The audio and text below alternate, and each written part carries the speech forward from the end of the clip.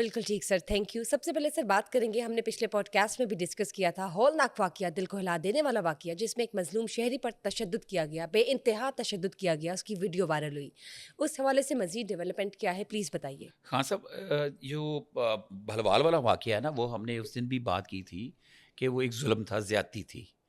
اچھا، اس کی ایک ابھی ایک ویڈیو آئی ہے ان صاحب کی جن کو مارا جا رہا تھا، جن پہ تشدد کیا جا رہا تھا. ٹھیک.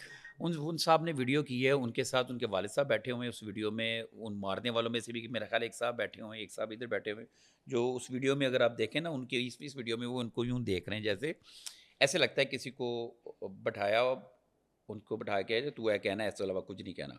ٹھیک ہے نا. اس طریقے سے وہ بندہ ایک رٹا ایسا بیان کرنے کی کوشش کر رہا ہے کہ جی وہ جو بھی تھا وہ ہمارے گھر کا معاملہ تھا، میرے چاچے چوچے تھے، تو انہوں نے میرا کوئی جھگڑا نہیں، کوئی ایسا نہیں ہے.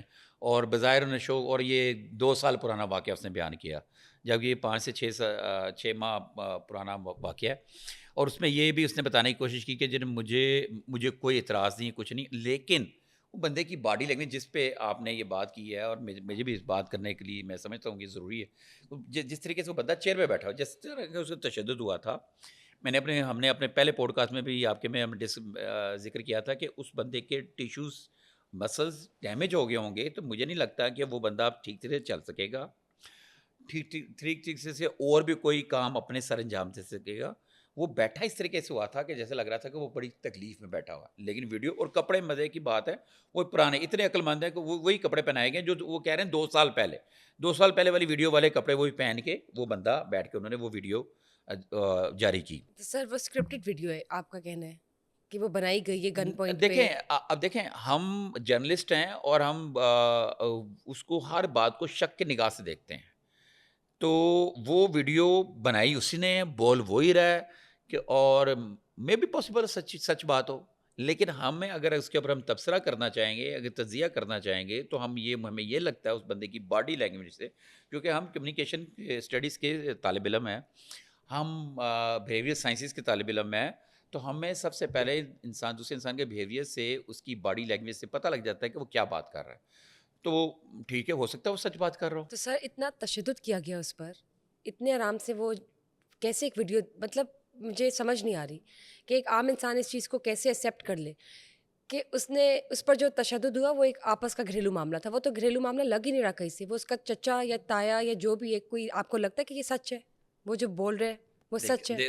دیکھو خان صاحب، یہ خوف ہے، ایک دہشت ہے، جس کی میں کل لاسٹ ٹائم بات کر رہا تھا. مجھے کچھ لوگوں نے کہا تھا یہ ذرا اچھے طریقے سے ایکسپلین کر دے. جب میں نے کہا تھا کہ زینب کے قاتلوں کو پھانسی نہیں جب تک نہیں لگائی جائے گی، جب تک کسی کو سر عام کوڑے نہیں مارے جائیں گے، یہ آگ نہیں لگائی جائے، یہ میرا یہ نہیں تھا مطلب. میرا مطلب ریاست یہ کرے، قانون میں ایسے تبدیلی کی جائے جو امپلیمنٹیشن کوئی. ضرورت ہے جی. لا کو امپلیمنٹیشن کی، کہ آپ یہاں پہ ایک عام آدمی کو یہ تحفظ کا احساس ہو. یہ تھانے خوبصورت بنانے سے، تھانوں میں صوفے لگانے سے، ویٹنگ ایریا میں اے سی لگانے سے، تھانوں میں کافی شاپ بنانے سے، تھانوں میں کیا کہتے ہیں فیمیل سٹاف کو بٹھانے سے، تھانوں میں پڑھے لکھے لڑکے بٹھانے سے یہ مسئلہ تب تک نہیں حل ہوگا جب تک آپ قانون کو کی امپلیمنٹیشن، قانون کو لاگو کرنا، قانون کے اوپر عمل کرانا جب تک یہ نہیں ہوگا،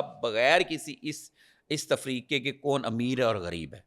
ہمارے یہاں پہ جو اس وقت چل رہا ہے، جو سسٹم چل رہا ہے، معافی کے ساتھ میں اپنے میرے دوست بھی ہیں بہت سارے جو سینئر افسران ہیں اور ارباب اختیار سے معذرت کے ساتھ یہ مجھے کہنے پہ مجبور ہوں اس ویڈیو کو دیکھنے کے بعد، اور ہماری کوئی ان مارنے والوں سے بھی کوئی دشمنی نہیں ہے، نہ ہماری اس کے ساتھ کوئی رشتہ داری ہے، لیکن ہم یہ دیکھتے ہیں کہ انسانیت کے طور پہ کہ ہم نے ایک چیز دیکھی، ہم نے رپورٹ کی.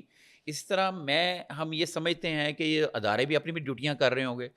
یہ خان صاحب یہ ایک خوف تھا، ایک دہشت ہوتی. اب میں آپ کو بات بتاؤں، ہمارے لاہور میں وہ تو پھر گاؤں ہے نا، ایریا، تو اس کی ویڈیو انہوں نے بنائی، ایک ویڈیو بنائی، ویڈیو بن گئی، اور ویڈیو ان کے کسی بندے لیک ہو گئی یا وائرل ہو گئی تو پتہ لگ گیا اور ایف آئی آر درج ہو گئی، اور بعد میں ایک بیان آ گیا. اور یہ بیان کیوں آیا جو آپ کا سوال ہے، میں اس کا بھی جواب تھوڑا سا دیتا ہوں، اس سے پہلے میں بتاتا ہوں. یہ تو ایک گاؤں ہے جہاں پہ پتہ نہیں اس سے بھی زیادہ خوفناک واقعہ ہوتے ہیں جس کی ویڈیو نہیں ہوتی.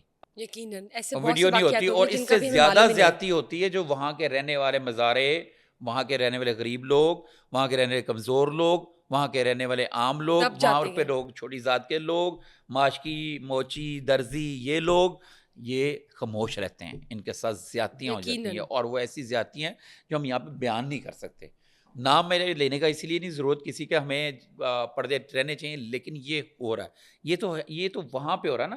آپ کے شہر لاہور میں، آپ کے شہر کراچی میں، آپ کے شہر راولپنڈی میں، آپ کے شہر اسلام آباد میں، آپ کے شہر فیصل آباد میں، آپ کے شہر گجرات میں، آپ کے شہر گجرانوالہ، جو شہری علاقے ہیں جن کو ہم کہتے ہیں یہاں پہ قانون کی رٹ زیادہ ہے، وہاں پہ ایسے ایریز ہیں، عام گلی محلے ہیں، آپ کا کسی سے اگر جھگڑا ہو جاتا ہے، کوئی زیادتی ہو جاتی ہے، تو وہ اس کو وہ رپورٹ نہیں کر سکتے.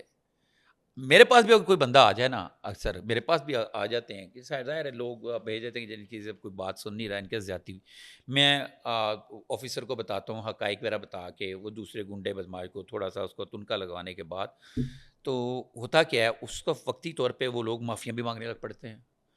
اچھا معافی مانگنے لگ پڑتے ہیں، ادھر سے لوگ کہتے ہیں پرچہ، پولیس کے لائن درخواست دیں، ہم پرچہ دیں، اور میں نے کوشش میری یہ ہوتی ہے کہ میں صلح کروا دوں. کھینچنے کے بعد خود صلح، اس کی وجہ کیا ہے؟ کیونکہ وہ جو مارنے پیٹنے والے لوگ ہیں، وہ گنڈے بدماش ہیں، ان کا تو کام ہی یہی ہے. انہوں نے دہشت پھیلا کے ان کا کاروبار بزنس چلتا ہے. کسی کا جوا چل رہا ہے، کسی کا کیا کہتے ہیں منشیات بک رہی ہے، کسی کی کوئی اور نجائز فروشی ہے، کوئی قبضے کرتا ہے، ان کے تو کام ہی یہی ہے. تھانے کچہری، جس کے ساتھ جھگڑا ہوا، جس کو انہوں نے مارا پیٹا، وہ تو ایک شریف آدمی، وہ ایک دن تو اس کے ساتھ پورے محلے کے لوگ تھانے چلے جائیں گے. نیکسٹ ڈے جب کورٹ میں اس نے پرچہ درج کروایا اور وہ ملزم کو پکڑنے کے لیے پکڑ لیا، یا بیل، انہوں نے بیل کروا لی، بیل کروا لی، اس بیل کے لیے اگر جب وہ تھانے میں جائیں گے نا، وہ صاحب کے ساتھ اس کے اپنا سگا بھائی یا بیٹا ہی ہوگا یا باپ ہوگا، محلے کا کوئی بندہ نہیں ہوگا. اس کے ساتھ 50 اور لوگ بھی ہوں گے کنٹوٹے دائیں بائیں سے اکٹھے ہوئے. تو اب کنٹوٹے کیا ہیں، یہ کون بالکل لوگ ہیں؟ بالکل. معذرت میں تو نہیں کروں گا، لیکن اگر کسی کو کی دل آزاری ہو رہی میرے الفاظ سے تو وہ اس کی سوچ ہے، لیکن یہ بدماشی ہے، یہ خوف ہے. یہ ہمارے شہر لاہور کے اندر، اندرون شہر میں چھوڑ دو، آپ کے یہ جوہر ٹاؤن، آپ کا اقبال ٹاؤن، آپ کا مسلم ٹاؤن، ان علاقوں میں یہ کریکٹر ایسے موجود ہیں جن کی دہشت پورے ایریا میں، ان کو سب کو پتہ ہے کہ یہاں پہ سارے ہر طرح غلط کام ہوتے ہیں. تو لیکن اگر ان کا کوئی لڑکا، ان کا کوئی کرندہ کسی بندے کو، شریف بندے کو کچھ کہہ دے، تو وہ ایف آئی آر نہیں درج کرا سکتا، وہ جا کے تھانے نہیں بتا سکتا.